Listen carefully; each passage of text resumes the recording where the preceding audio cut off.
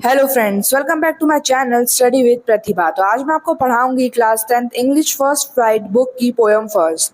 तो ये आपकी सबसे पहली पोयम है आपकी बुक की इंग्लिश की, जिसका नाम है डस्ट ऑफ स्नो। तो आइए पढ़ते हैं इस पोयम को और समझते हैं कि इसकी स्टोरी में हमें क्या दिया गया है।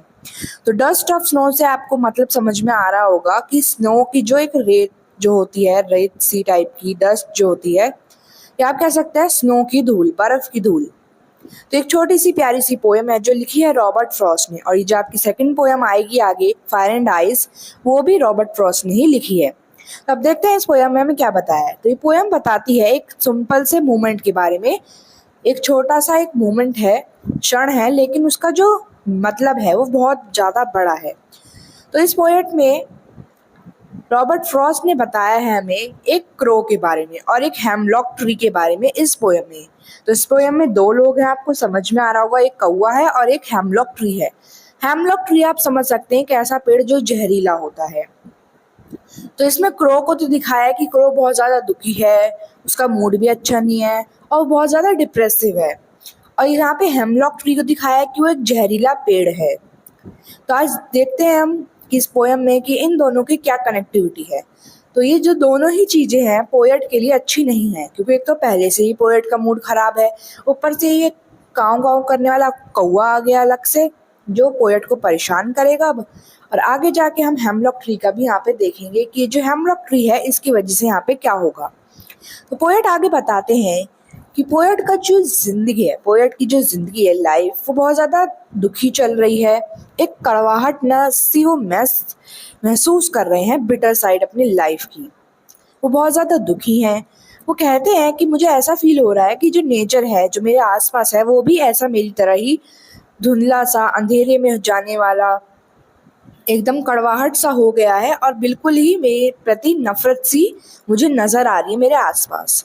पोएट आगे कहते हैं कि ऐसे ही मैं एक बार बहुत ज्यादा दुखी था, जब मेरा मूड बहुत ऑफ था, तो मैं एक हेमलॉक ट्री के नीचे जाके बैठ गया था, जो जहरीला पेड़ होता है। वहीं उस पेड़ पे कौवा भी बैठा हुआ था, सेम ट्री पे। और उसने थोड़ा सा वो हिला तो उस पेड़ के ऊपर से क्या गिरा, एक डस्ट ऑफ स्नो, यानी जो हमारी बर्फ होती है उसकी धूल सी गिरी, उससे कुछ कण पोएट के ऊपर आके गिरे। कुछ स्मॉल पार्टिकल्स जो कण थे बर्फ के, वो वहां पर आके गिर गए पोएट के कंधे पे, आप कह सकते हैं। क्योंकि स्नोफॉल हुई थी और स्नोफॉल के बाद पेड़ पे जब स्नोफॉल गिर जाती है, तो जो अगर कोई भी वहां पे जाएगा तो स्नोफॉल झड़ने लगती है, अगर वहां पे कोई थोड़ी बहुत मूवमेंट होती है। तो पोएट कहते हैं कि जो सिंपल सा एक्शन था, बस ये बर्फ आके मेरे कंधे पे गिरी, इसी वजह से मेरा जो मूड है वो चेंज हो गया। तो आपने भी कभी कभी ऐसा महसूस किया होगा कि आपका मूड बहुत ज्यादा खराब है, लेकिन कुछ ऐसा हुआ, छोटा सा ही, चाहे वो आपकी लाइफ में इतना मैटर नहीं करता हो, लेकिन आपका मूड चेंज हो गया और आप खुश हो गए। तो पोएट को भी ये रियलाइज हुआ, क्या मैं अपना टाइम वेस्ट कर रहा था, ये मूड खराब हो गया मेरा, और या मैं दुखी हूँ, या मैं पूरे दिन बैठ के रो रहा हूँ, ये सब तो टाइम वेस्ट है। अगर मैं अपने दिन को ही नहीं जी पाया, मैंने जो मेरे आज का ये जो जीवन है, आज का ये जो पल है, अगर मैंने ये नहीं जिया और मैंने इसे ही दुख दुख में निकाल दिया, तो मेरी लाइफ को जीने का क्या मतलब रह जाएगा। पोएट कहते हैं जो मेरी लाइफ में और मेरे जो मूड में जो चेंज आया है, इससे मुझे ये एहसास हुआ है कि मुझे अपने बाकी दिन को वेस्ट नहीं करना चाहिए और मुझे उसे यूटिलाइज कर लेना चाहिए किसी ना किसी एक्टिविटी को करके। अब आप 10th क्लास में हैं, आप सभी स्टूडेंट्स, तो आपको भी अपना मूड खराब हो चाहे कुछ भी हो, आपको कोशिश करनी है कि आप पढ़ सके, जितना अच्छे बेहतर आप मार्क्स इस क्लास 10th के बोर्ड्स में ला सकें। और अपना कोई भी टाइम वेस्ट मत कीजिए और उसको यूटिलाइज करने की कोशिश कीजिए। तो यही पोएट ने यहाँ पे बताया है। पोएट कहते हैं कि जो उसका सारा दुख था, वो तो जरा सी वो धूल सी जो थी बर्फ की, उसमें बह गया है। उसका जो दुख था, अब उसे ऐसा लग रहा है कि मेरे पास तो कोई दुख था ही नहीं।